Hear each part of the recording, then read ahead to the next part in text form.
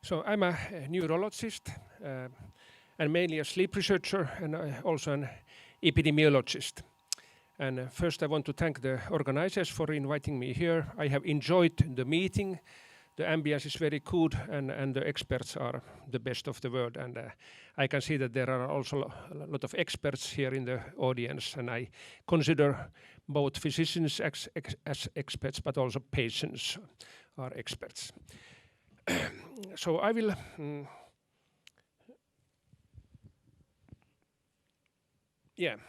I will talk a little bit about this problem of functional disorders and dysautonomia, a few words about history, then about a term called autophilia, which I think maybe is probably a very important one to understand. Just to mention the double waggle theory of Porges. How many of you have heard about Porges? A few, but not many, because I think that the Porges theory is very important. And then showing some of our findings in PoTS and about the difference in ortho and parasympathetic tone in PoTS, so whether it's a problem of sympathikotonia or whether it's a problem of parasympathetic tone. So first, when we talk about these functional disorders, I just go quickly. In Western philosophy, we have the Descartes Cartesian dualistic idea of body and mind. And this is something that I can often see that some doctors say, well, it's just functional, it's just psychiatry, it is not a real disease. It's just something, over the cortex, somewhere in the mind. Here, the cut is just saying that somebody is doing something. And this is something that, in fact, I think that in Eastern philosophy, which can be called substance dualism, there is a metaphysical line between consciousness and matter, where matter includes both body and mind. And this is something which is like a holistic medicine, and I think that we should think in this way more of the Eastern philosophy way. This figure, probably many of you have seen, actually comes from Mayo Clinic. So, Phil Fisher, are you here? You are there? No, he's not here, but he knows. So this is from the Mayo Clinic algorithm of classification of the dysautonomia. And as you can see, these are functional ones, and here is PoTS, and there are also many other things, including migraine, and then we have the structural problems. So in this one, the PoTS is under the umbrella of dysautonomia. And now when we go to dysautonomia and we think about autonomic nervous system, I just show this figure because I think this is very nice, showing different emotions. Again, what I did do. Yeah. So different emotions related to autonomic nervous system, and we can see that what is happening in the body. And if we have anger, this is where the circulation increases and the temperature increases. In fear, disgust, happiness, sadness, surprise, and if we are neutral, we are like this. So this is part of the things that whatever we feel, if we are anxious or we are happy or so, and mainly if we are anxious, we feel it here. And of course, because the celiac plexus is here, and this is the center of the autonomic nervous system, so we feel it here. And this is why we really cannot make a difference between mental function and anxiety and autonomic nervous system. In fact, I believe more and more that anxiety is a problem of proper functioning of the autonomic nervous system. So then I go to this term called autophilia, because I found that in history.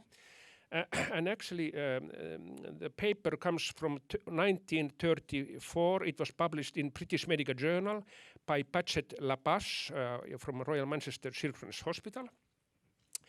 And the idea is that we have, and I have modified it a little bit. So we have genes, we have gut microbiome, and then people maybe are different types. We have people with autophilia, and then we have people who do not have autophilia.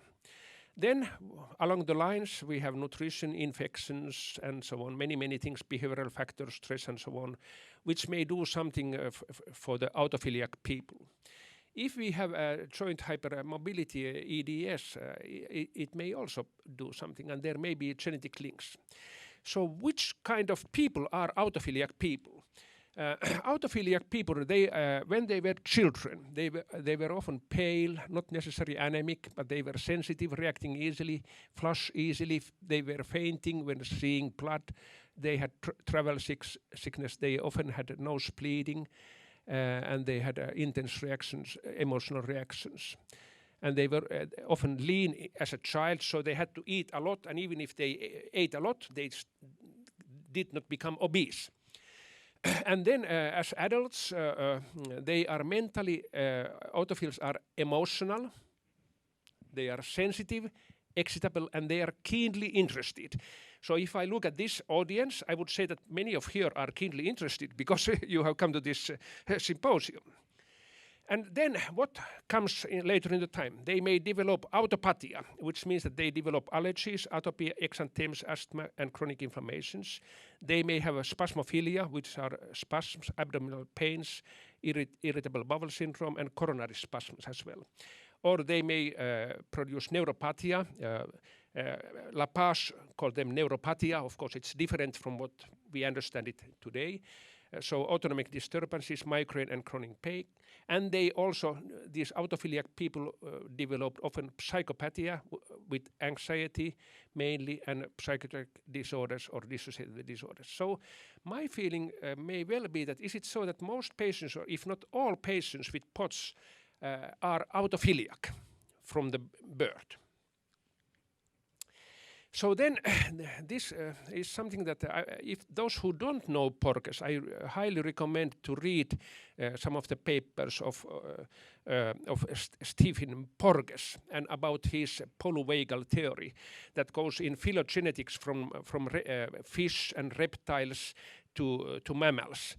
And it's very interesting because the vagal system is the oldest system in any animals, and then there is the like the noradrenergic sympathetic system, which is developing above that, and then humans and let's say mammals, they have like another vagal system there, which is controlled by the frontal lobe and the basal frontal lobe mainly, and it's like the brake.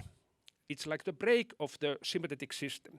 So now we can understand, and I will come back to that, and we have now also some scientific evidence that PoTS may be a problem of the lack of the other vagal brake. So there is no brake, and that is why we have tachycardia and other systems. So just to mention Porges, it's interesting. So now about the diagnosis of PoTS, I will just skip that.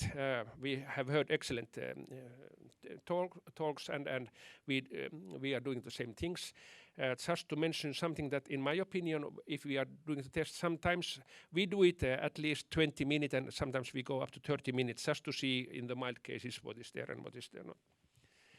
So, and now we have tried, we have used different systems in the tilt test and in active standing test. We have now switched to this kind of systems where we have electrocardiogram, and then we have a plethysmogram, and we calculate so-called pulse transit time. First we calibrate the blood pressure carefully before starting it, and when we have calibrated it, we can see nicely the heart rate, and this comes from electrocardiogram, so that is accurate. And then we can see the systolic and diastolic pulse. We can also see the SpO2. So here the scale is quite small, but this is a PoTS, so that increase of heart rate, but no change in systolic or diastolic blood pressure. Is it a problem of sympathetic or parasympathetic system? We have been looking at, and we are currently looking at in recently. We can do it with this system nicely because we can look for different bands in the heart rate. So before going to that, in clinical practice, the symptoms are variable, as we heard from many authors today. So there is not just one clinical picture. The problem is here that the subjective symptoms and the observed disorders and neurological examination findings do not always fit, and that is why many patients are diagnosed as a conversion disorder or a dissociative problem. Then we can of course ask that what is a conversion, and my feeling is that conversion is also something in the brain, because we cannot have any signs or symptoms without involvement of the brain. But that is really a difficult issue. So here are just a sample of 11 patients. These are 11 patients that also Gerd Wallukat has been looking for with the antibodies. And these are patients all with PoTS. And these are patients that we have we have looked also for the antibodies. I will not look at them, but these are included in the series of Wallukat that you saw, and actually many of them had antibodies either against beta-2 or muscarine 2 receptors. And again, same kind of symptoms as we have already heard. But I will just show some examples. This is kind of a rash, skin reactions that one measures, and you can see that there is a rash just above the line of the shoes. He was examined by a professor of dermatology in 2 university hospitals, and really it was very difficult to say what is the reason. And finally, we think that it is something in the autonomic nervous system. And by the way, he is a narcolepsy patient with PoTS, and also PoTS is quite common also in narcolepsy. And then again, other types of skin reaction. Also, he was examined carefully by dermatologists. It looks like contact dermatitis, but it is not, and so we really did not understand very well what it is. And then this is one patient where you see red nails. And then I will, and then peripheral neuro involvement of the autonomic nervous system, and also that even if we put fingers in the hot water for 30 minutes, nothing happens. So normally when we put our hands in hot water, we see wrinkling, but patients with PoTS often do not have any wrinkling. So it's so-called wrinkle test, which is a sheep test and simple test of looking for peripheral autonomic nervous disturbance. And then they may also have some odd phenomenon. This is kind of a myoclonic that you can see.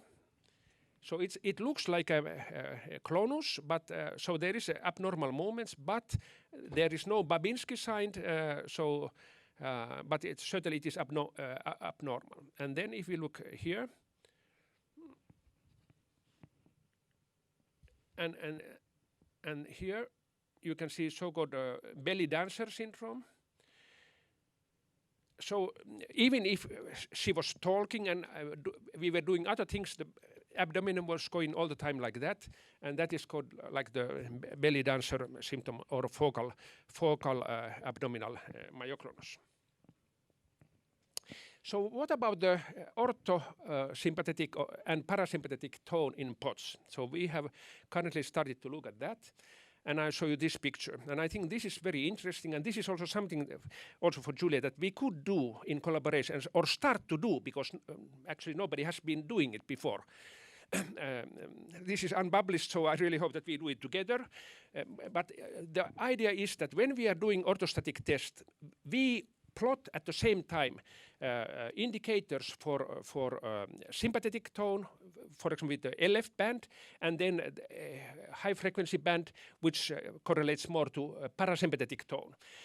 And this is just one example. There is clear PoTS, so no change in systolic blood pressure, no change in mean arterial pressure, clear PoTS. And now if we look for the sympathetic tone, not so much changes, but parasympathetic tone goes down. And that seems to be the case in most cases with PoTS with fatigue. I don't know in different phenotypes, and I would be very, very interested in looking at that in different phenotypes. It may well be that we can discriminate different types of PoTS by looking at, is it mainly in the, is it mainly in the problem of high sympathetic tone, or is it low parasympathetic tone because they come out to the same result. And some patients may have a high sympathetic tone and low parasympathetic, and then of course the difference is even greater. So this is, I think, interesting, and I look forward of collaboration by looking at the bands. Then looking for sleep, Julia showed something, and they are looking for sleep in Newcastle. There is only one, I would say, good paper looking for polysomnography by Bagay et al. From Canada.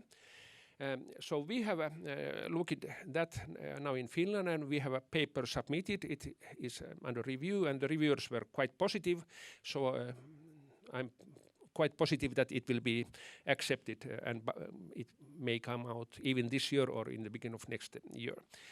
So what we looked is that it seems that deep sleep may not be restorative in patients with chronic fatigue and PoTS.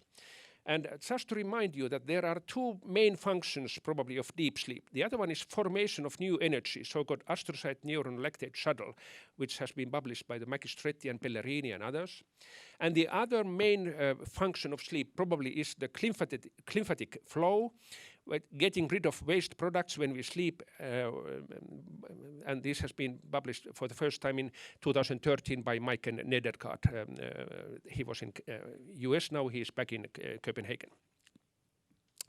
So, and now if patients with PoTS and chronic fatigue do not have this kind of restorative sleep, they don't have new energy, and something is accumulating in the brain, which causes dysfunction of the brain, and also it may cause also dysautonomia. And just to go quickly, so these are CFS patients, but they all have PoTS, so we used very, very well-defined criteria. This is only CFS with PoTS, so it's not all CFS. And now if we look here, heart rate in heart rate goes down in deep sleep as it should. But then if we look for the sympathetic tone, it seems that in the sympathetic tone, it increases in CFS. And that is according to normal physiology, because in normal patients, it goes down, as you can see here.